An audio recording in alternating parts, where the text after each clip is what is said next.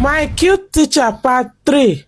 After that day, rumors started going around the school that we were dating. Some of my mates even envied me. So one afternoon, it was break period and I was preparing to leave for break when Sandra stamped her hands on my desk. "What's up with you and Mr. Alex?" she asked me with rage in her eyes. "There's nothing going on with me and Mr. Alex. Besides, even if there was something going on between us, I still feel like it's none of your business," I replied Sandra. Sandra pushed me and we got into a big fight. Some of our classmates later separated us. "Stay away from Mr. Alex," Sandra warned. "And if I don't, what will you do?" I charged back at her and we continued fighting. Sandra and I fought till Mr. Alex saw us and came to separate us. "Sandra and Cynthia, why are you girls fighting?" Mr. Alex asked. "Nothing, sir," Sandra lied. "You both can't tell me that there wasn't any reason why you were fighting just now," Mr. Alex continued asking. Then I started thinking of the possible lie to tell him. "Sir, she took my notes and threw them on the floor," I lied. "Sandra,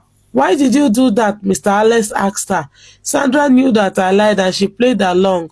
"I'm sorry, Cynthia," Sandra apologized to me. Afterwards, Mr. Alex asked us to hug each other and the school bell rang. Our principal appointed Mr. Alex as our sports master and many girls suddenly developed interest in sports. Sandra and I were not left out. We joined a sports club just so that we could be seeing him regularly. We were stalking Mr. Alex at all times. We literally followed him everywhere he went. After some time, I heard that Sandra also applied for a private lesson and Mr. Alex was her lesson tutor. I became a bit jealous about this. "You heard the news, right?"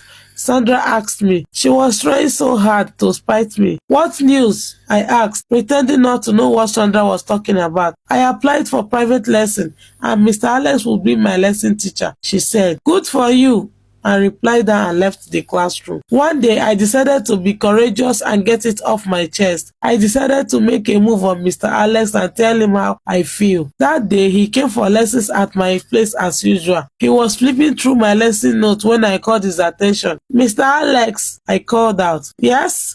He was still flipping through the pages of my notes. "Do you have a girlfriend?" I asked him. He stopped for some moments. "Why do you ask?" he said, giving me a flirty look. I took the lesson note from him, tore a sheet of paper from it and wrote down something. "I love you." Mr. Alex read it out. He smiled. "You know you're still very much young for this, right?" he asked. "Should I be honest with you?" I asked him. "Sure, go on," he replied. "I started thinking about you that very day you came to our school." I confessed nervously with my face blushing, but my nerves relaxed when he smiled reassuring seconds later, drawing closer to me. "Okay, but why?" Mr. Alex asked.